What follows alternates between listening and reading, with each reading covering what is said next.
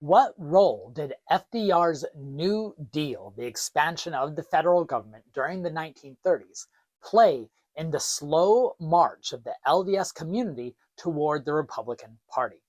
My name is Benjamin Park. I'm a scholar of American history, and I've written a number of books on Mormonism and how it fits into American history. And this is my fifth video on a series on Mormonism and American politics, where I'm walking through the long road from Joseph Smith to territorial Utah to the origins of the Mormon and Republican Pact, and I'm going to go all the way to the present moment and Mormonism and the religious right in future videos. But in this video, I want to talk about the 1930s and how I truly believe that decade is the hinge point upon which Mormonism starts to fulfill that compact with the Republican Party that George Q. Cannon and other LDS leaders had started to envision in the 1890s, which I discussed in a previous video. Specifically, I want to zero in on the diverging visions for the future of Mormon politics that were both possible in the 1930s. On the one hand, you had James Moyle and Amy Brown Lyman, two LDS leaders who genuinely believed that Mormonism's future was within democratic politics. They both held office in the LDS Church, and they both worked for the Democratic Party in various capacities. And then the countering vision is that of J. Rubin Clark. Now, those of you who've watched videos from me in the past or have read my book, American Zion and New Mormon History, know that I argue that J. Rubin Clark, perhaps more than anyone else, is the architect of modern Mormonism. And part of that architecture is his push toward the Republican Party.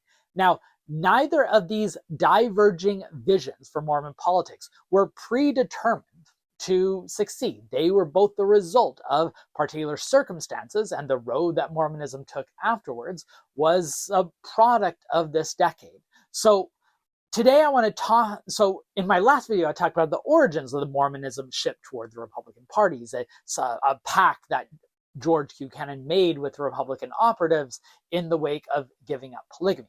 But today, I want to talk about how that compact comes at least a bit more to fruition, even if it doesn't fully come into play until a couple decades after the 1930s. In other words, if George Q. Cannon planted the seed, J. Rubin Clark is going to be springing the roots so that the fruits can be harvested a couple decades later. Let's dig in.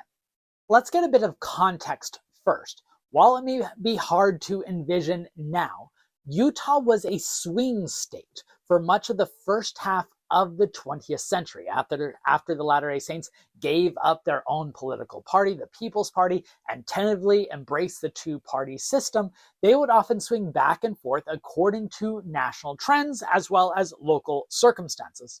There is also a divide within the church, where many of the church leaders, especially those who are most vocal, supported the Republicans, a fruition of that alignment and alliance that George Q. Cannon had initiated in the 1890s. And Reed Smoot, who is an LDS apostle serving as senator from Utah, probably embodied that merging of Republican and Mormon thought during the time. But there are also many Democrats. So LDS leaders might have leaned toward the Republicans, but much of the lay Mormon population leaned toward the Democrats. And there were a few LDS leaders who also leaned Democrat.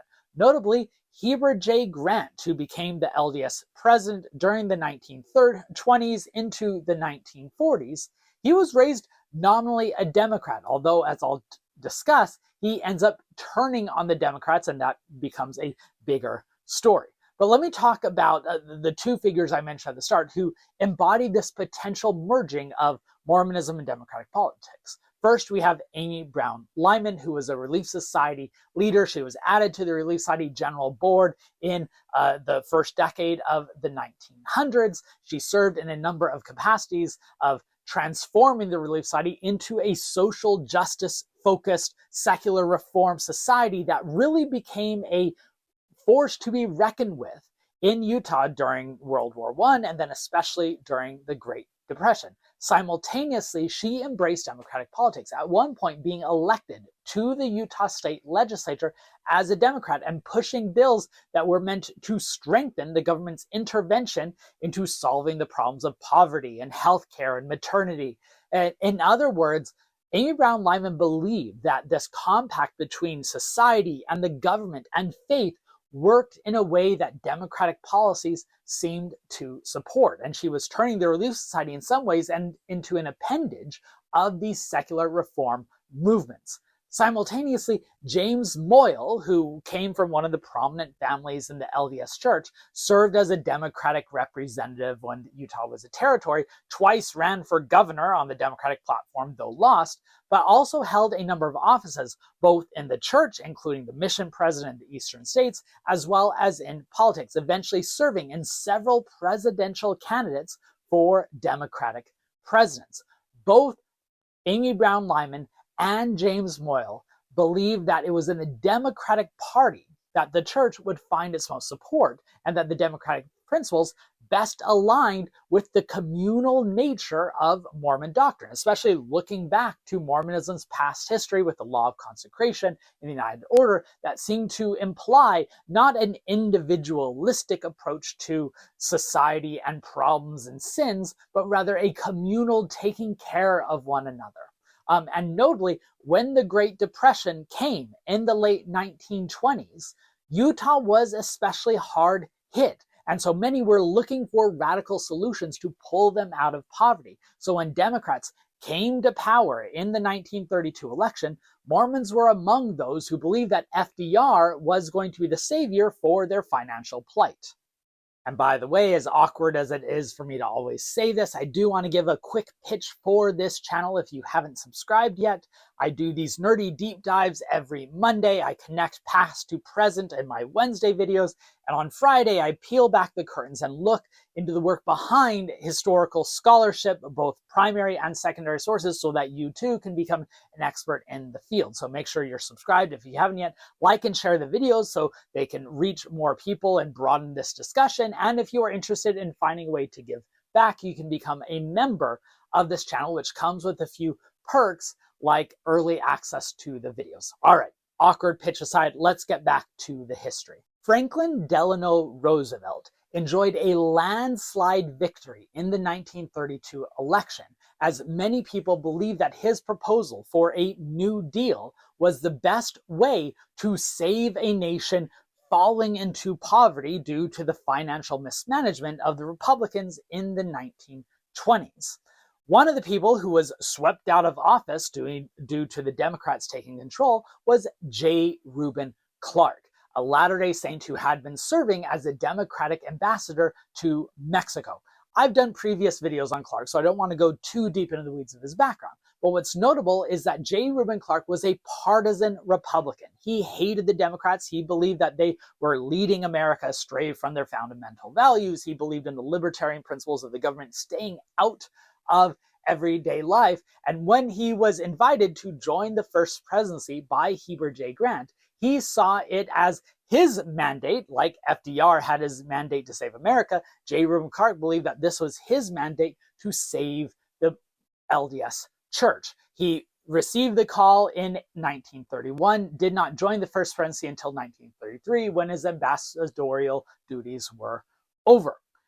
As soon as he joined the First Presidency, he recognized the obstacles in his path to overturn this entrenched Democratic Party ethos within the Latter-day Saint community. He was terrified by how many Latter-day Saints were willing to support the New Deal, including at the General Conference in 1933, his first General Conference as a member of the First Presidency. He heard several people, including Amy Brown Lyman, praise the New Deal principles of intervention. He believed Babylon was encroaching on Zion and something had to be done. So in June of that year, he organized a committee meeting of all the different people representing societies and auxiliaries, especially those who are coordinating relief efforts. I mean, remember, Amy Brown Lyman was working with the federal government, merging the Relief Society efforts to make sure people in poverty could be helped. And J. Rubin Clark asked all of those in attendance, well, What would it take for the church to take care of these people rather than relying on the government or sitting on the dole, as the phrase was? And someone wrote on their meeting agenda, if we were to take this on, it would bankrupt the church. But Clark was determined. He had to find a way to wean the Latter-day Saints off federal intervention and bring them back onto the old-timey virtuous principles of thrift and industry. Meanwhile, others kept pushing forward to support FDR's New Deal. Lyman continued to work with the social services, and James Moyle was hired to work in FDR's own presidential candidate. So by the 1936 election, J. Rubin Clark had had enough.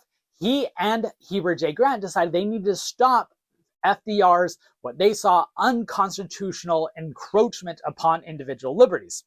Notably, Heber J. Grant, though he had previously been a Democrat, he turned against the Democratic Party by the 1930s because the Democratic Party had gave up their defense of prohibition, overturning the amendment that had outlawed alcohol, which Heber J. Grant saw as a sign of how depraved the Democratic Party had become. There are some stories that Heber J. Grant could not even mention the name of FDR without his face turning red. So when FDR ran for a second term in 1936, Clark and Grant authored an endorsement, a big ad, Constitution versus no Constitution, making it clear that the Latter-day Saints should vote for FDR's opponent, Alf Landon, the Republican candidate, in 1936. Notably, that endorsement went up on a Saturday, I believe. The next Tuesday in the national election, Utah still overwhelmingly voted for FDR, despite the First Presidency telling them otherwise. I think there's a few lessons that can take from that. One is just because religious leaders endorse political figures, which is now allowed in Trump's America, that does not mean that the congregants are going to follow them. Second, it shows that this sense of blind obedience was not fully in place and practiced by the Latter-day Saints at the time. And three, it shows the power of Democratic politicians and Democratic policies over the Latter-day Saints in the Utah region, at least in the 1930s. And by the way, that's going to be repeated in 1940 and 1944, where J. Rubin Clark urges the Latter-day Saints not to vote for FDR, and they still did. So Clark recognized that they had to do more to promote change, to save the Latter-day Saints from the democratic heresies. And this is what I believe is one of the most important points of this longer story of Mormonism and politics. J. Rubin Clark recognizing that there had to be a structural change, indoctrination, intervention to shift the Latter-day Saints rightward, because just a basic political endorsement was clearly not enough. I could focus on several initiatives and proposals that J. Rubin Clark pushes forward to slowly march LDS culture toward the Republicans, but I'm going to focus on three for this video. The first is practical relief efforts. During the Great Depression period, a stake president in the Salt Lake region, Harold B. Lee, yes, the later apostle Harold B. Lee, in whom the BYU library is named after, establishes a new welfare program to try to take care of the saints within his stake. They would pool their resources, they would dole out assistance to those in need. And J. Rubin Clark and Heber J. Grant were so impressed by the success of this endeavor that they decided to make it church-wide. And they introduced what eventually becomes known as the Church Welfare Program.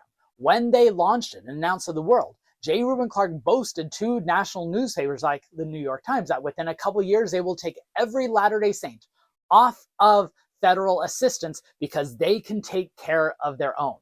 The reality is the welfare program was especially successful at supplementing the New Deal assistance, but it came far short of supplanting.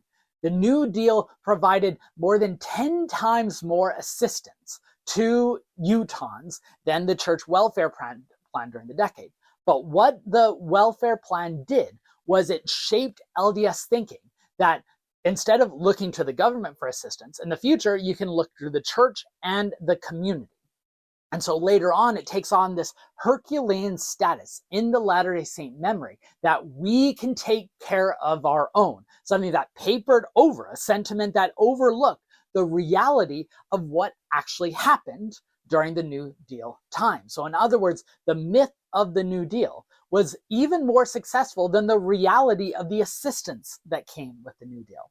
The second thing was the public posturing of the church on politics. Most notably, J. Rubin Clark overturned the entire editorial board of the Deseret News, the church-owned newspaper that had leaned Democratic, and replaced them with those who supported the Republicans, making sure that Republican principles and ideas would take center stage in public discourse during in Utah in the wake of the New Deal. Now, notably, this did not work at first, and the subscriptions to the Deseret News plummeted, which James Moyle claimed was a result of this political shift.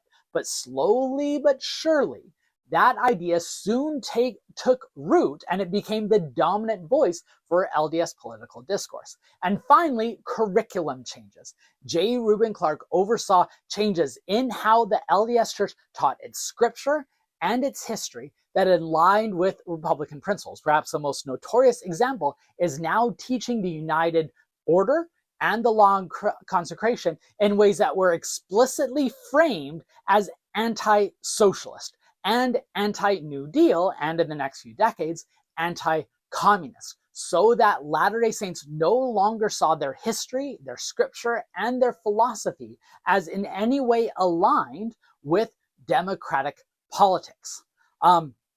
It also didn't help that Amy Brown Lyman wasn't around to offer a countering message. She and her husband were sent away on a mission to England. If you want to know more about the Lyman couple and their important history, you can go back and watch a whole video I did on that.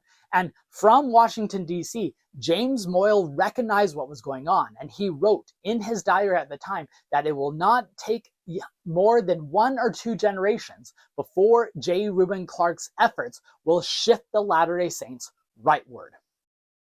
So the great irony is that in J. Rubin Clark's loss, where he endorsed FDR's opponent, but the Latter-day Saints still voted for FDR, in that loss, J. Rubin Clark plotted the political shift that would eventually take root in the Latter-day Saint community. He started presenting the Latter-day Saint message in a way that aligned with Republican principles. And it only took a couple of decades for that trunk to keep growing and eventually bear fruit. The fruit that came from those initial seeds planted by George Q. Cannon decades before. So in the next video, I will talk about the next stage, how anti-communism, civil rights, and the social revolutions of the 1950s, 60s, and early 70s are going to entrench that new direction. I hope this video made sense. Let me know in the comments on anything I might have forgotten. If you found this video useful, please hit the like button and share it with others so that we can broaden this discussion. And if you're interested, you can become a member of this channel to give back and make sure that we can continue producing this content. History has never been more relevant than it is right now, which is why understanding how we got here should be crucial to conceptualizing our own moment and where we might be going next.